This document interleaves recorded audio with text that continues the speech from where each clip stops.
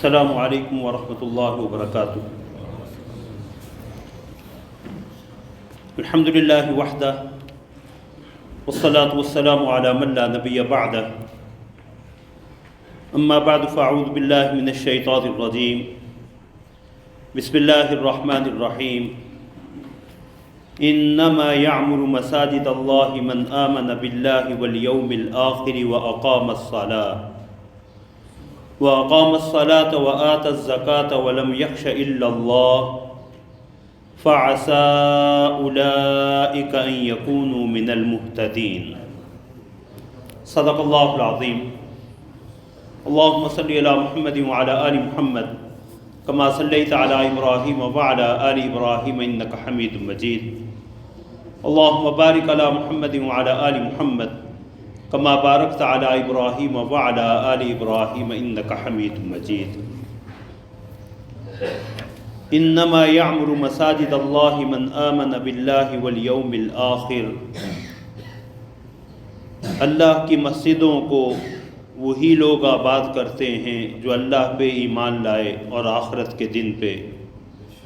وَأَقَامَ الصَّلَاةَ وَآتَى الزَّكَاةَ وَلَمْ يَخْشَ إِلَّا اللَّهَ، اور نماز قائم کریں اور زکوٰۃ ادا کریں اور اللہ کے سوا کسی اور سے نہ ڈریں۔ فَعَسَىٰ أُولَٰئِكَ أَن يَكُونُوا مِنَ الْمُهْتَدِينَ، تو انہی لوگوں کے بارے میں امکان ہے کہ وہ ہدایت یافتہ لوگوں میں سے ہوں گے۔ سورۃ التوبہ کی آیت نمبر 18۔ اس آیت کریمہ میں اللہ رب العزت نے مساجد کو آباد کرنے والے لوگوں کی چند اہم صفات بیان کی ہیں۔ تو اس آیت کریمہ کے تناظر میں مساجد کی آبادی سے کیا مراد ہے، مسجد کے حقیقی متولی کون ہو سکتے ہیں، اور مساجد کے اہم آداب کیا ہیں، اللہ رب العزت حق بات کہنے، سننے اور اپنانے کی توفیق عطا فرمائیں۔ مسلمانوں کی دینی زندگی میں مساجد کی اہمیت کوئی ڈھکی چھپی نہیں ہے، اور مساجد کی اہمیت کی سب سے بڑی دلیل قرآن کریم کی یہ تعبیر ہے کہ اللہ نے مساجد کی نسبت اپنی طرف کی۔ مساجد اللہ، اللہ کی مسجدیں۔ دوسری جگہ فرمایا وَأَنَّ الْمَسَاجِدَ لِلَّهِ فَلَا تَدْعُوا مَعَ اللَّهِ أَحَدًا، کہ یہ مساجد اللہ کی ہیں۔ رسول اللہ صلی اللہ علیہ وسلم نے کہیں انہیں بیوت اللہ، اللہ کا گھر قرار دیا، کہیں رسول اللہ صلی اللہ علیہ وسلم نے انہیں جنت کے باغوں میں سے باغات قرار دیا، اور کہیں رسول اللہ صلی اللہ علیہ وسلم نے مسجد کے ساتھ تعلق کو ایمان کی علامت قرار دیا۔ حضرت ابو سعید خدری رضی اللہ تعالیٰ عنہ کی حدیث ہے کہ رسول اللہ صلی اللہ علیہ وسلم نے ارشاد فرمایا کہ جب تم ایسے اشخاص کو دیکھو یا ایسے فرد کو دیکھو جو مسجد میں آتا جاتا ہے، جس کا مسجد کے ساتھ تعلق قائم ہے، فاشہدوا لہ بالایمان، تو اس کے ایمان کی گواہی دے دیا کرو کہ وہ مومن شخص ہے۔ اور پھر رسول اللہ صلی اللہ علیہ وسلم نے یہ آیت کریمہ تلاوت فرمائی کہ انما یعمر مساجد اللہ من آمن باللہ والیوم الآخر،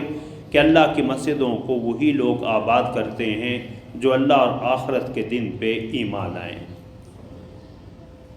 اس آیت کریمہ میں اللہ رب العزت نے مساجد کی آبادی یا مسجد کے حقیقی متولی کے لیے جو صفات بیان کی ہیں وہ ایمان اور اعمال صالحہ سے عبارت ہیں، کہ مساجد کو آباد کرنے والے، مساجد کے حقیقی متولی وہی ہیں جو اللہ پہ اور آخرت پہ ایمان لائیں، اور اعمال صالحہ میں سے نماز کو قائم کریں اور زکوٰۃ کو ادا کریں۔ یہ دیگر عبادات کے لیے بطور نمائندہ یا مثال ذکر کی گئیں۔ وَلَمْ يَخْشَ إِلَّا اللَّهُ، اور اللہ کے معاملے میں، دین کے معاملے میں وہ اللہ کے سوا کسی اور سے نہ ڈریں۔ اور یہی لوگ ہدایت یافتہ ہونے کا، انہی لوگوں کے ہدایت یافتہ ہونے کا امکان ہے۔ حضرت عبداللہ بن عباس رضی اللہ تعالیٰ عنہ فرماتے کہ یہاں یہ امکان جو ہے وہ یقین کے معنی میں ہے، کیونکہ یہ اللہ کا وعدہ ہے اور اللہ کا وعدہ کبھی بھی غلط نہیں ہو سکتا۔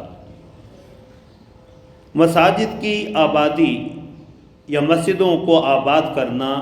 اس کی دو بڑی قسمیں ہیں، ایک حصی اور ظاہری آبادی ہے اور دوسری معنوی اور روحانی آبادی، اور دونوں کی شریعت اسلامیہ میں بڑی اہمیت ہے۔ ظاہری اور حصی آبادی مساجد کی تعمیر ہے۔ رسول اللہ صلی اللہ علیہ وسلم نے فرمایا من بنا للہ مسجدا بنى اللہ لہ بیتا فی الجنہ، جو اللہ کی رضا کے لیے مسجد تعمیر کرتا ہے اللہ اس کے لیے جنت میں محل تعمیر کر دیتے ہیں۔ سیدہ عائشہ رضی اللہ تعالی عنہ فرماتی ہیں کہ رسول اللہ صلی اللہ علیہ وسلم نے امر ببناء المسجد فی الدور وان یطیب وینظف، کہ رسول اللہ صلی اللہ علیہ وسلم نے محلوں میں مسجدیں بنانے کا بھی حکم دیا اور اس چیز کا بھی حکم دیا کہ انہیں پاک صاف رکھا جائے، ان کی صفائی ستھرائی کا بھی اہتمام کیا جائے۔ یہ ظاہری اور حصی آبادکاری بھی شریعت کی روح سے بڑی اہم ہے کہ رسول اللہ صلی اللہ علیہ وسلم نے اس حوالے سے مساجد کی حصی آبادی اور ظاہری آبادی کے حوالے سے بھی بہت سی بشارتیں اور اس عمل پہ اللہ رب العزت کی طرف سے بہت سے اجر و ثواب کا جو ہے وہ وعدہ کیا۔ رسول اللہ صلی اللہ علیہ وسلم نے فرمایا کہ جو شخص مسجد میں کوئی چراغ جلا دے، کیونکہ اس زمانے میں یہ موجودہ بجلی کا نظام تو نہیں تھا، فرمایا جو شخص مسجد میں چراغ جلا دے، روشنی کا بندوبست کر دے، تو فرشتے اس کے لیے مسلسل دعائے رحمت کرتے رہتے ہیں۔ دوسری حدیث میں فرمایا کہ من القى حصیرا فی المسجد کسی بردن اخضر یوم القیامہ، جو مسجد میں کوئی چٹائی بچھا دے، قالین بچھا دے، اللہ اسے قیامت والے دن جنت کا سبز لباس، سبز پوشاک جو ہے وہ پہنا دیں گے۔ اور یہ کس قدر اہم ہے، رسول اللہ صلی اللہ علیہ وسلم کے صحابی ہیں جلیل القدر صحابی حضرت تمیم داری رضی اللہ تعالیٰ عنہ، شام کے سفر میں گئے تو وہاں سے دیکھا کہ ان کے عبادت گاہیں وہاں روشنی کا اہتمام ہوتا ہے، تو وہاں سے چراغ لے کے آئے اور مسجد نبوی میں آ کے وہ چراغ جو ہے وہ جلا دیے۔ تو رسول اللہ صلی اللہ علیہ وسلم جب مسجد میں تشریف لائے، مسجد کو منور اور روشن دیکھا تو پوچھا کہ مسجد کو منور کس نے کیا، روشن کس نے کیا؟ تو کہا کہ یا رسول اللہ آپ کے صحابی تمیم داری نے۔ تو رسول اللہ صلی اللہ علیہ وسلم نے انہیں بلایا اور انہیں کہا کہ نورت مسجد اللہ نور اللہ علیک فی الدنیا والآخرہ، تو نے اللہ کے گھر کو منور کیا، اللہ تیری دنیا اور آخرت منور کر دے۔ اور یہی نہیں، رسول اللہ صلی اللہ علیہ وسلم اس عمل سے اتنے خوش ہوئے،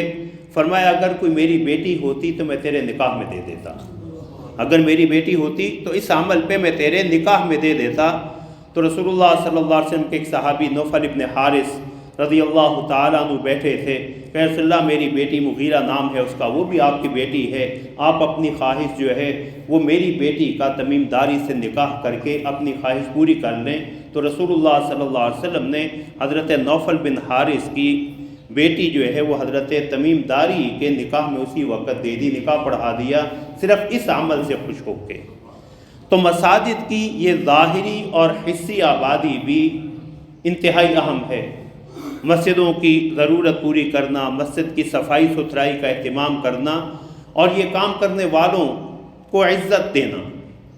رسول اللہ صلی اللہ علیہ وسلم کے عہد مبارک میں ایک سیاہ فام خاتون جو ہے وہ مسجد کی صفائی کیا کرتی تھی، جھاڑو دیا کرتی تھی، تو اس کا انتقال ہو گیا۔ تو رسول اللہ صلی اللہ علیہ وسلم کے حضرات صحابہ نے جو ہے وہ رات کا وقت تھا تو آپ کو تکلیف دینا مناسب نہیں سمجھا، اور ان کے ذہن میں آیا کہ ایک عام خاتون ہے تو اس کے لیے ہم رسول اللہ صلی اللہ علیہ وسلم کو بے آرام کیوں کریں۔ تو لیکن اگلے دن رسول اللہ صلی اللہ علیہ وسلم کو جب پتہ چلا کہ وہ میری وہ صحابیہ مسجد کی صفائی کرنے والی خاتون دنیا سے چلی گئی، تو فرمایا ہلا آذنتمونی، تم نے مجھے کیوں نہیں بتلایا؟ اور پھر رسول اللہ صلی اللہ علیہ وسلم جو ہے وہ صحابیہ کی قبر مبارک پہ جا کے رسول اللہ صلی اللہ علیہ وسلم نے اس کے لیے دعائے مغفرت کی۔ تو مسجد کی یہ ظاہری اور حصی آبادی بھی انتہائی اہم ہے، لیکن مسجد کی آبادی کی دوسری صورت جو معنوی اور روحانی آبادی ہے وہ زیادہ اہم ہے، وہ اس سے بھی زیادہ اہم ہے، کیونکہ رسول اللہ صلی اللہ علیہ وسلم نے جہاں مساجد بنانے کا حکم دیا وہاں یہ بھی حکم دے دیا کہ مجھے مساجد کی زیادہ تزئین کا حکم نہیں دیا گیا کہ مساجد کو سادہ ہی رکھا جائے۔ اور قیامت کی نشانیوں میں بھی یہ نشانی بتلائی کہ لوگ جو ہے وہ مساجد کی بنا پہ ایک دوسرے سے مقابلہ بازی اور دوڑ لگی ہوگی، کہ مساجد میں جو ہے وہ خوبصورتی اور زیب و آرائش کے حوالے سے لوگوں کا جذبہ مسابقت جو ہے یہ رسول اللہ نے قیامت کی نشانیوں میں سے ایک نشانی بتلایا، کیونکہ اصل مقصود کیا ہے یہاں ذکر اللہ۔ مساجد کی جو دوسری آبادی ہے، جو حقیقی یا روحانی اور معنوی آبادی ہے، مساجد کو ذکر اللہ سے،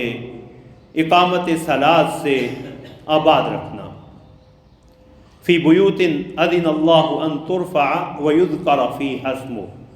سورہ نور میں اللہ رب العزت نے ارشاد فرمایا کہ ایسے گھروں میں جن کے بارے میں اللہ نے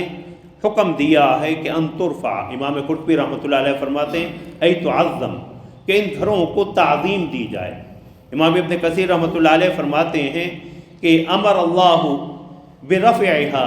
والتعاہد الیہا وتطہیرها من الانجاس واللغو ومن الاقوال والافعال التي لا يليق بها، کہ اللہ نے مساجد کا خیال رکھنے، مساجد کی صفائی کرنے اور انہیں لہو و لعب اور ان فضول باتوں اور افعال سے پاک رکھنے کا حکم دیا ہے جو مسجد کے شایان شان نہیں ہیں۔ تو مساجد کی آبادی یا حصی ظاہر جو معنوی اور روحانی آبادی، ان میں اہم ترین آبادی یہ ہے کہ یہ مساجد چونکہ اللہ کی ہیں تو اس میں صرف اللہ ہی کی توحید کا بول بالا ہو، اسے شرک اور بدعت سے جو ہے وہ محفوظ رکھا جائے۔ وَأَنَّ الْمَسَاجِدَ لِلَّهِ فَلَا تَدْعُوا مَعَ اللَّهِ أَحَدًا، مساجد اللہ کی ہیں تو اللہ کے سوا کسی اور کو مت پکارو۔ مساجد کو شرک سے، بدعت سے پاک کرنا یہ مسجد کا سب سے بڑا حق اور ادب ہے۔ مساجد کے انہی آداب میں رسول اللہ صلی اللہ علیہ وسلم نے جو بیان فرمائے، جو معنوی آبادی ہے، ان میں مساجد میں آتے ہوئے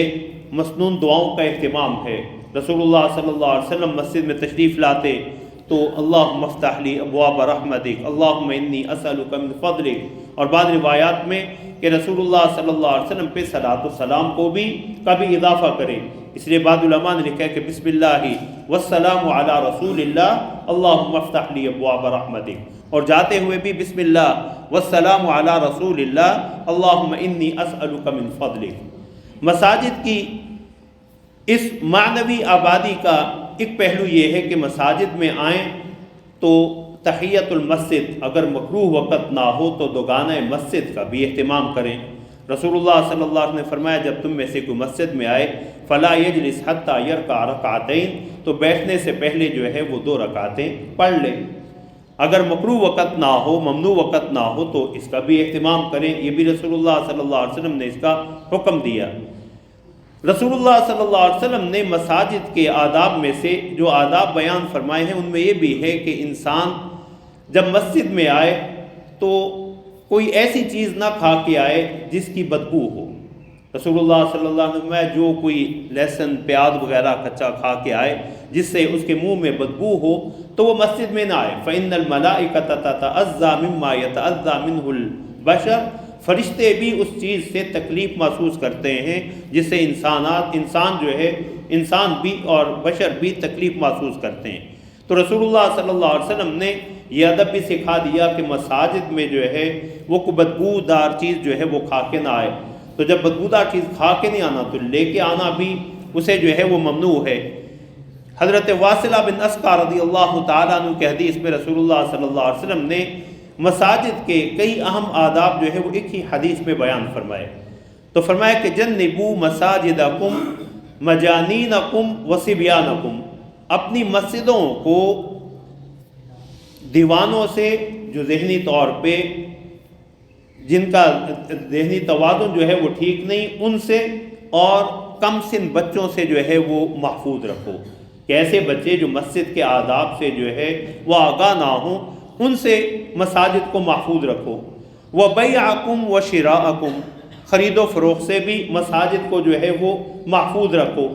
بلکہ دوسری حدیث میں، صحیح مسلم کی حدیث میں آتا ہے، رسول اللہ صلی اللہ علیہ وسلم نے فرمایا کہ اگر تم کسی شخص کو مسجد میں خرید و فروخت کرتے دیکھو تو کہو لا اربح اللہ تجارتک، اللہ تیری اس تجارت میں تجھے کبھی نفع نہ دے۔ تو رسول اللہ صلی اللہ علیہ وسلم نے فرمایا کہ اس کے لیے ایک قسم کی رسول اللہ صلی اللہ علیہ وسلم کی بد دعا ہے کہ اس تجارت میں جو ہے وہ اسے نفع نہیں ہو سکتا۔ وَبَيْعَكُمْ وَشِرَاءَكُمْ وَإِنشَادَ الشِّعْرِ، اور اشعار پڑھنے، یہاں حضرات محدثین نے لکھا ہے، شارحین حدیث نے، کہ دنیاوی اشعار، لہو و لعب پہ مشتمل اشعار، یہ مسجد اس کی جگہ نہیں ہے۔ ہاں اللہ رب العزت کی حمد و ثنا ہو، رسول اللہ صلی اللہ علیہ وسلم کی نعت اور توصیف ہو، تو یہ رسول اللہ صلی اللہ علیہ وسلم سے خود ثابت ہے کہ حضرت حسان ابن ثابت رضی اللہ تعالی عنہ کے لیے مسجد نبوی میں ممبر لگایا جاتا، اور رسول اللہ صلی اللہ علیہ وسلم جو ہے وہ انہیں اشعار پڑھنے کا حکم دیتے اور فرماتے کہ تم انشد ومعک روح القدس، اللہ نے جبریل امی روح قدس کے ذریعے تیری تائید کر رہے ہیں۔ تو مساجد میں جو ہے وہ دنیاوی باتیں نہ کی جائیں، فرمایا وَرَفْعَ أَصْوَاتِكُمْ، مساجد میں دنیاوی باتیں یہ نہ کرو، اپنی آوازیں جو ہے وہ مساجد میں بلند نہ کرو۔ حضرت حسن بصری رحمۃ اللہ علیہ ایک حدیث ہے، یہ حدیث مرسل کہلاتی ہے کہ جس میں صحابی کا ذکر واسطہ نہیں ہے، لیکن ایسی احادیث بھی اس چیز کی دلیل ہوتی ہیں کہ اس تابعی نے کسی نہ کسی صحابی سے ہی یہ بات سنی، لیکن ذہن سے نکل گیا کہ وہ صحابی کون سے تھے، تو انہوں نے اس لیے صحابی کا ذکر نہیں کیا۔ تو فرمایا رسول اللہ صلی اللہ علیہ وسلم نے فرمایا کہ جب تم ایسے لوگوں کو مسجد میں دیکھو جو مسجد میں بیٹھ کے دنیاوی باتیں کرتے ہیں، فلا تجالسوہم، تو ان کے ساتھ جو ہے وہ بیٹھا نہ کرو، کیونکہ اللہ رب العزت کو ان کی کوئی حاجت نہیں ہے۔ تو مساجد چونکہ ذکر اللہ کے لیے ہیں، انہیں دنیاوی باتوں سے بھی محفوظ رکھا جائے۔ وَجِدَالَكُمْ، اسی حضرت واصلہ کے حدیث میں فرمایا باہمی جھگڑوں سے بھی مساجد کو محفوظ رکھو۔ وَإِنشَاءَ الضَّالَّةِ، گمشدہ چیزوں کے اعلانات سے بھی مساجد کو محفوظ رکھو، کہ مساجد میں گمشدہ چیز کا اعلان بھی نہ کیا جائے۔ رسول اللہ صلی اللہ علیہ وسلم نے صحیح مسلم کی حدیث میں جس میں تجارت کے حوالے سے فرمایا کہ اگر کسی کو خرید و فروخت کرتے دیکھو تو کہو اللہ تیری تجارت میں نفع نہ دے۔ وہیں یہ بھی فرمایا کہ اگر تم کسی کو مسجد میں کسی گمشدہ چیز کا اعلان کرتے دیکھو تو تم جو ہے کہو کہ لا ردہ اللہ علیک، اللہ تیری یہ چیز واپس تجھے نہ لوٹائے، کہ مسجد جو ہے وہ اس کام کے لیے نہیں ہے۔ تو مساجد کی جو ہے رسول اللہ صلی اللہ علیہ وسلم نے اس حدیث میں جو ہے وہ اہم جو ہے وہ آداب ایک ہی حدیث میں بیان کر دیے کہ اس میں ایسے افراد کو نہ لایا جائے جن کا ذہنی توازن ٹھیک نہ ہو، تاکہ مسجد کی جو ہے وہ آبادی اور مسجد کے آداب جو ہے وہ متاثر نہ ہوں۔ کم سن بچے جو پاکی ناپاکی کا خیال نہیں رکھ سکتے یا لوگوں کی نمازوں کا انہیں احساس نہیں ہے، انہیں مسجد میں لانے سے گریز کیا جائے، خرید و فروخت سے گریز کیا جائے، شعر و شاعری کی مجالس اور اسی طرح دنیاوی باتوں کی۔ ایک حدیث میں رسول اللہ صلی اللہ علیہ وسلم نے فرمایا کہ حضرت عائشہ رضی اللہ تعالیٰ عنہ فرماتی ہیں کہ رسول اللہ صلی اللہ علیہ وسلم نے مساجد میں جو ہے اعلانات کرنے، گمشدہ چیزوں کے اعلان کرنے، اشعار پڑھنے اور مساجد میں دنیاوی باتوں کے لیے بالخصوص جمعہ کے دن کے حوالے سے فرمایا کہ جمعہ کے دن جو ہے وہ جمعہ سے پہلے حلقے بنا کے نہ بیٹھ جایا کرو جس میں تم دنیاوی باتیں کرو۔ تو دنیاوی باتوں سے جو ہے وہ مساجد کو محفوظ رکھنا۔ وَجِدَالَكُمْ وَسَلَّ سُيُوفِكُمْ، یہاں تلواریں جو ہے وہ نہ نکال لیا کرو، یعنی باہم لڑائی ہی کی آخری شکل، اور بعض محدثین نے اسے جو ہے وہ اقامت حدود پہ محمول کیا کہ مساجد میں جو ہے وہ اللہ کے حدود بھی قائم نہیں کی جائیں گی، کہ اگر کسی شرعی حد کو نافذ کرنا ہے تو مسجد اس کی جگہ نہیں ہے۔ رسول اللہ صلی اللہ علیہ وسلم نے حضرت عبداللہ بن مسعود رضی اللہ تعالیٰ عنہ کے حدیث میں فرمایا کہ نہا رسول اللہ صلی اللہ علیہ وسلم عن ان یستقاد فی المساجد، کہ رسول اللہ نے مساجد میں حدود قائم کرنے سے منع کیا۔ تو یہ مساجد کے وہ آداب ہیں جو رسول اللہ صلی اللہ علیہ وسلم نے بتلائے، اور ان میں سب سے بڑا ادب جو ہے وہ یہی ہے کہ ان مساجد کو اللہ کے ذکر کے لیے، اقامت صلاۃ کے لیے۔ ایک صحابی، اعرابی صحابی مسجد میں آئے، مسجد کے آداب سے آگاہ نہیں تھے، بیٹھ کے پیشاب کرنا شروع کر دیا۔ حضرات صحابہ دوڑے اسے مارنے کے لیے، روکنے کے لیے۔ اب رسول اللہ صلی اللہ علیہ وسلم کی حکمت اور رحمت دیکھ کے فرمایا دعوہ لا تظلموا، چھوڑ دو، درمیان میں اسے نہ اٹھاؤ۔ اب حضرات محدثین نے لکھا ہے کہ اس میں بھی رسول اللہ صلی اللہ علیہ وسلم کی حکمت بھی اور رحمت بھی۔ رحمت یہ کہ اگر اسے درمیان میں ٹوک دیا جاتا تو کسی بیماری میں بھی مبتلا ہو سکتا تھا، اور دوسرا حکمت یہ تھی کہ اب تو مسجد کا ایک مخصوص حصہ جو ہے وہ ناپاک ہو رہا ہے، اٹھے گا لباس بھی ناپاک ہوگا، جسم بھی ناپاک ہوگا، اور مسجد کا اور حصہ بھی جو ہے وہ ناپاک ہوگا۔ تو رسول اللہ صلی اللہ علیہ وسلم نے جو ہے اسے پیشاب کرنے دی۔ جب وہ فارغ ہوا تو فرمایا کہ پانی کا ایک احریق علیہ دلو من الماء، پانی کا ایک ڈول بہا دو، مسجد پاک ہو گئی۔ اور پھر اسے بلایا اور فرمایا ان المساجد لم تبن لہذا، مسجدیں اس کام کے لیے نہیں ہوتی، انما ہی لاقامت الصلاۃ و ذکر اللہ، یہ تو اقامت صلاۃ نمازوں کی ادائیگی کے لیے ہیں اور ذکر اللہ کے لیے، اللہ کی یاد کے لیے۔ اب اس صحابی نے حضرات صحابہ کا بھی طرز عمل دیکھا اور رسول اللہ کا بھی، تو اب نماز کے بعد دعا مانگ رہا ہے کہ اللہم ارحمنی و محمدا ولا ترحم معنا احدا، اللہ مجھ پہ اور محمد صلی اللہ علیہ وسلم پہ اپنی رحمت نازل فرمانا اور کسی پہ اپنی رحمت نازل نہ کرنا۔ تو رسول اللہ صلی اللہ علیہ وسلم مسکرا دی اور فرمایا لقد تحجرت واسعا، تو نے تو اللہ کی وسیع رحمت کو بڑا محدود کر دیا۔ فرمایا تو کہ اللہم ارحمنا جمیعا ولا تترک منا احدا، اللہ ہم سب پہ اپنی رحمت نازل فرما، ہم میں سے کسی کو بھی اپنی رحمت سے محروم نہ فرما۔ تو رسول اللہ صلی اللہ علیہ وسلم نے جو مساجد کے یہ آداب بتلائے کہ مساجد جو ہے وہ ذکر اللہ کے لیے، اسی لیے رسول اللہ صلی اللہ علیہ وسلم نے فرمایا اذا مررتم بریاض الجنت فارتعوا، تم جنت کے باغات سے تمہارا گزر ہو تو کچھ کھا پی لیا کرو۔ تو حضرات صحابہ نے کہا رسول اللہ ما ریاض الجنت وما راتعوها، جنت کے باغات سے کیا مراد ہے اور وہاں کھانا پینا کیا ہے؟ تو رسول اللہ صلی اللہ علیہ وسلم نے فرمایا کہ جنت کے باغات تو یہ مساجد ہیں،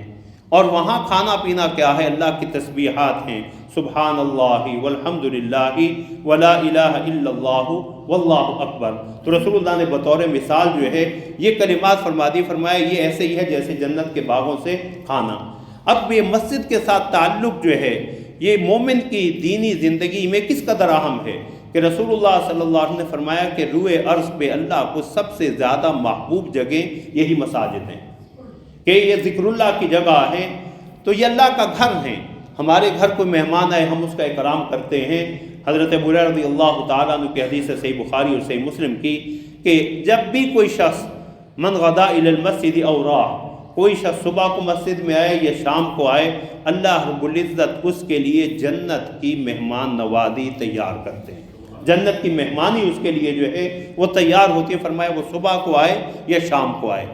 یہاں شارحین حدیث نے لکھا ہے کہ جس طرح میزبان کو حکم ہے کہ فلیکرم ضیفہ، وہ مہمان کا اکرام کرے، مہمان کی بھی ذمہ داریاں ہیں کہ وہ میزبان کے